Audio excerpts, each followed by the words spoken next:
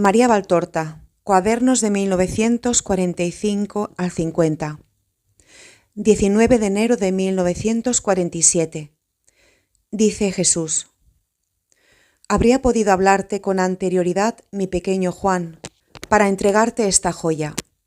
Mas es tal la dignidad del santo sacrificio y es este tan poco conocido en lo que es por demasiados cristianos católicos, que he dado la preferencia a la explicación del mismo.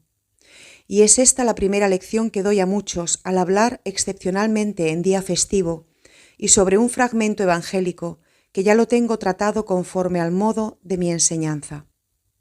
Cuando un sacerdote o una voz habla en nombre de Dios y por orden suya, cuando se obedece a un precepto, yo, que soy el Señor, callo por ser grande igualmente la dignidad de un maestro que habla en mi nombre y por mi mandato, y grande igualmente la dignidad de un rito, y grandísima la de la Santa Misa, el rito de los ritos, como a su vez la Eucaristía es el sacramento de los sacramentos. Así pues, escucha, mi pequeño Juan. Te dije hace ya mucho tiempo, te encontrabas a la sazón en el lugar del exilio y sufrías como solo yo sé cuánto, que los fragmentos y episodios evangélicos constituyen una mina de enseñanzas. ¿Recuerdas? Te mostré la segunda multiplicación de panes, y te dije que lo mismo que con unos pocos peces y panes pude saciar el hambre de las turbas, otro tanto se pueden saciar vuestros espíritus hasta el infinito, con unos pocos fragmentos narrados por los 4 evangelios. En efecto, hace ya 20 siglos que con ellos sacia su hambre un número incontable de hombres, y yo ahora, por medio de mi pequeño Juan, he acrecentado los episodios y las palabras porque, verdaderamente, los hombres están a punto de consumir sus espíritus y yo tengo compasión de ellos. Mas si bien aquellos pocos episodios de los 4 evangelios vienen suministrando desde hace 20 siglos panes y peces a los hombres para que se sacien con ellos y continúen todavía evangelizando, todo eso lo hace el Espíritu Santo, que es el maestro docente sobre la cátedra de la enseñanza evangélica. Cuando venga el Paráclito, Él os amaestrará en toda verdad, os enseñará todas las cosas y os recordará todo cuanto os tengo dicho, enseñándoos el verdadero espíritu de cada palabra y de cada letra del episodio. Porque es el espíritu de la palabra y no la palabra en sí la que presta vida al espíritu. La palabra incomprendida es un sonido vano y es incomprendida cuando es solo un vocablo. Un rumor y no vida, semilla de vida, centella, manantial, que echa raíces, enciende, lava y alimenta. Las bodas de Caná, he aquí que desde hace 20 siglos los maestros de espíritu han dado en predicar la santidad del matrimonio realizado con la gracia de Dios, el poder de las plegarias de María y su enseñanza de la obediencia. Haced lo que Él os diga. Mi poder al cambiar el agua en vino y así de lo demás. Ninguno de estos frutos extraídos del fragmento evangélico son equivocados, mas no son estos únicamente los frutos que el episodio ofrece y podéis vosotros recoger. Pequeña enamorada mía, amante y hambrienta de mi Eucaristía. Este es uno de los episodios de mi vida pública en el que se encuentra en germen el último milagro del hombre Dios, la Eucaristía. La resurrección es ya milagro de Dios hombre, el primero de todos los milagros sobrevenidos una vez que, habiendo quedado destruida la víctima por el sacrificio, emergió el glorificado Jesús Dios hombre, el victorioso. En un principio se hallaba escondido todavía Dios en el hombre. Su naturaleza se traslucía, mediante destellos en la palabra y en los milagros, al modo como, al ver las llamas que, de cuando en cuando, coronan la cumbre de un monte, se dice: aquí se oculta el fuego y este monte, en apariencia igual a muchos otros, es un volcán que tiene por alma el elemento fuego en vez de estar formado únicamente por la superposición de estratos de tierras y rocas. Ahora bien, la humanidad de Cristo, destinada a padecer y morir, era en un todo semejante a la de todos los hombres, teniendo una carne sujeta a las leyes de la materia, con necesidad de comer, beber y dormir, con las molestias del frío y del calor, con el cansancio por el excesivo trabajo y largo caminar, con las exigencias de la carne, miseria para el omnipresente, su constricción a un único lugar. Todo menos la culpa y los apetitos derivados de la misma, o mejor, todo, y más que nada, lo que constituye el martirio de los justos, el tener que vivir entre pecadores, viendo las ofensas hechas por éstos al Eterno y la caída de los hombres al cenagal de los brutos. El hombre, te lo aseguro, María, sufrió con su mente y su corazón de justo, más por esto que por ninguna otra cosa. Oh el hedor del vicio y del pecado, la gusanera de todas las concupiscencias. Comencé a expiarlas desde que las tuve a mi lado. Tanto era el tormento que ocasionaban a mi alma y a mi entendimiento. Los ángeles contabilizaron los golpes de los inmateriales flagelos de los vicios de los hombres sobre mi humanidad, tan numerosos y más dolorosos que los del flagrum romano. Una vez cumplido el sacrificio, mi verdadero cuerpo, no obstante continuar siendo cuerpo verdadero, asumió la libre belleza y poderío de los cuerpos glorificados, igual que lo serán vosotros. Situación en la que la materia se asemejará al espíritu con el que vivió y luchó para hacerse reina del modo que él es rey. Y el cuerpo fue glorioso, como el espíritu que en él era divino, no sujeto ya a todo aquello que anteriormente le mortificaba, no constituyendo obstáculo alguno el espacio, los muros, la distancia y el estar yo aquí en el cielo y vosotros en la tierra, puesto que, tanto en el cielo como en la tierra, soy yo verdadero Dios y verdadero hombre, con mi divinidad, mi alma, mi cuerpo y mi sangre, infinito cual a mi naturaleza divina corresponde, contenido en un fragmento de pan, como mi amor lo quiso, real, omnipresente, amante, verdadero Dios, verdadero hombre, verdadero alimento del hombre, hasta la consumación de los siglos, y gozo verdadero de los elegidos, no para el tiempo, sino para la eternidad. La Eucaristía es el postrer milagro del hombre Dios. En cambio, la resurrección es el primer milagro del Dios hombre, que por sí mismo transmuta su cadáver en viviente eterno.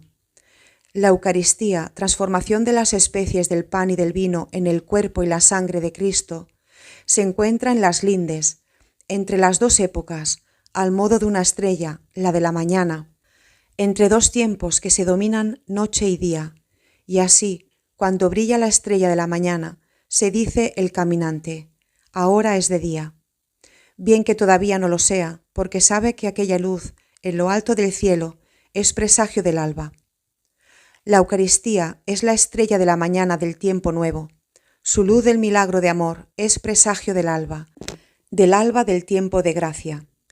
Por eso se encuentra, radiando con sus fulgores, suspendida entre el tiempo que se cierra y el que se abre cuando termina mi predicación al inicio de la redención.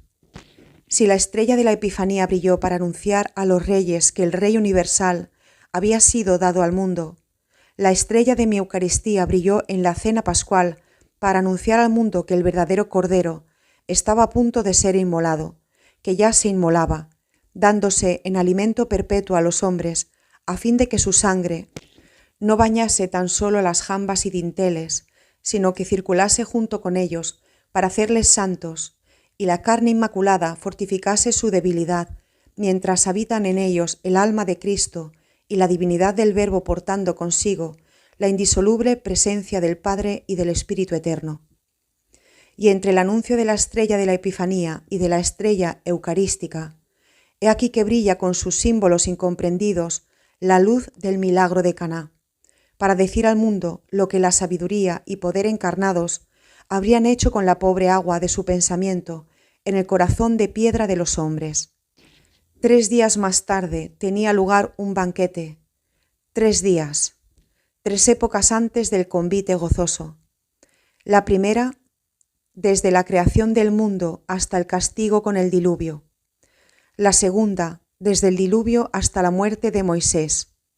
Y la tercera, desde Josué, mi figura, hasta mi venida.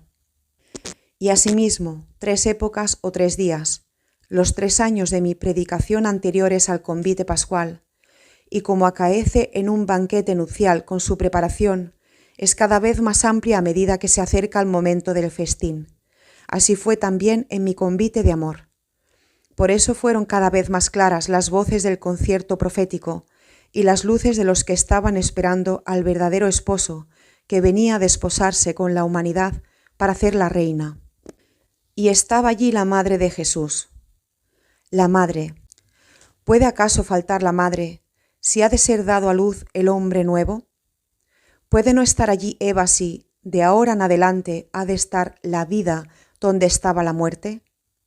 ¿Y puede faltar la mujer mientras se aproxima la hora en que la serpiente ha de tener aplastada su cabeza y limitada su libertad de acción? No puede.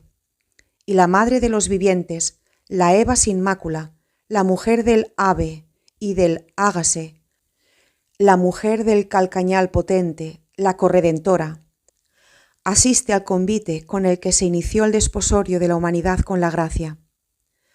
Mas, llegado a faltar el vino, los convidados no habrían gozado con la presencia de Jesús.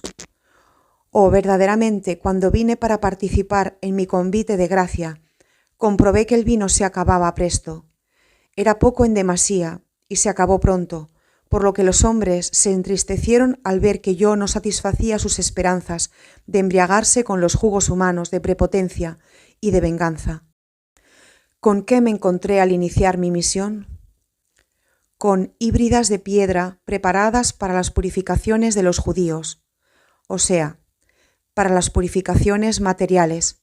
Así pues, los corazones, tras siglos y siglos de impura asimilación de la sabiduría, habíanse cambiado a híbridas de piedra, y no ya para purificarse a sí mismos, sino para que sirvieran a la purificación únicamente del rigorismo y de la exterioridad de los ritos, de ese rigorismo que endurecía sin que sirviera para limpiar ni tan siquiera a sí mismos. El habitual pecado de soberbia, de creerse perfectos y de tener como impuros a los demás, la dureza opaca de la piedra contrapuesta a la luz y a la ductilidad de la sabiduría que ilumina para comprender y ayudar a amar.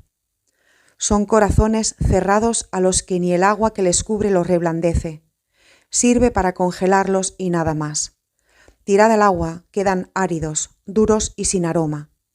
Esto es lo que hace la exterioridad de los ritos que colman sin penetrar, sin transformar y sin hacerlos dulces y perfumados. Las híbridas, esto es, los corazones, se hallaban vacíos. No contenían ni ese mínimo de cosa útil que es el agua para purificar a los demás. Estaban vacíos y ni habían pensado siquiera en colmarse con el mínimo. Vacíos, ceñudos, ásperos, inútiles, oscuros por dentro como un antro y grises por fuera a causa del polvo y de la vejez. Llenad las híbridas de agua. Oh, qué cantidad de agua vertí yo en los corazones de piedra de los hebreos para que, al menos, tuviesen un mínimo de ella y así fuesen útiles para algo. Mas ellos no cambiaron y casi en su mayoría rechazaron el agua, continuando vacíos, duros, oscuros y ceñudos. Y ahora escanciad. He aquí, por tanto, que en los corazones que acogieron el agua, ésta se cambió a vino selecto, tanto que el maestro de mesa dijo: todos sirven el vino mejor al principio y después el peor, al paso que tú has reservado el mejor para el final. En efecto, yo, el esposo del gran convite, reservé el mejor para el final. En la última cena, postrer acto del maestro, yo, el esposo, mudé no el agua en vino, sino el vino en mi sangre para una nueva transformación que os ayudase a vosotros, hombres, a ser felices con mi felicidad que es santa y eterna. A lo largo de 3 años llené las híbridas vacías del agua procedente del cielo, mas a la sazón ya no bastaba el agua, pues se echaba encima el tiempo de la lucha y del júbilo, siendo el vino útil para el luchador e insustituible en los convites. Y así yo os di la Eucaristía, mi sangre, para que bebieseis mi propia fuerza y fueseis fuertes, lo mismo que mi propia voluntad de servir a Dios, llegando a ser héroes como vuestro Maestro y partícipes de mi gozo. Mas aquel milagro de la transformación de una especie en otra no ha terminado. Las híbridas del convite de Caná se vaciaron muy pronto, dejando ebrios a los invitados a las nupcias. Mi Eucaristía colma desde hace siglos los cálices y copones de toda la tierra, y hasta el fin de los tiempos los hambrientos, exhaustos, sedientos, cansados, afligidos, los moribundos, lo mismo que aquellos en los que apenas empieza a despertar la razón, los puros como los penitentes, los enfermos como los sanos, los sacerdotes como los laicos, los hombres de toda raza y condición, los que habitan en las cumbres o en las llanuras, entre las nieves polares o en el Ecuador, sobre las aguas o sobre la tierra. Todos vendrán a beber, a comer, a nutrirse, a salvarse, a vivir de mi sangre y de mi carne, de este vino suministrado al final del convite, en los umbrales de la redención, para que fuese el convite perpetuo del esposo, para quienes le aman, y la redención continua de vuestros desfallecimientos y caídas. Las bodas de Caná, la transformación del agua en vino, la cena de Pascua, la transustanciación del pan y del vino en mi cuerpo y en mi sangre. La primera, para marcar el comienzo de mi misión de transformación de los hebreos del tiempo antiguo en discípulos de Cristo. Y la segunda, para marcar el principio de la transustanciación de los hombres en hijos de Dios por la gracia reviviente en ellos. El último milagro del hombre Dios, el primer y perpetuo milagro del amor humanizado. Esta es, mi pequeño Juan, una de las aplicaciones, sin duda la más subida, del milagro de las bodas de Caná. Que mi cuerpo y mi sangre sean para siempre en ti esas cosas preciosas por las que, como dice Simón Pedro, fuiste rescatada a fin de que exaltes las virtudes de aquel que de las tinieblas te llamó a su admirable luz. Mi paz sea contigo, mi pequeña esposa anhelante del amor. La paz sea contigo, la paz sea contigo, la paz sea contigo.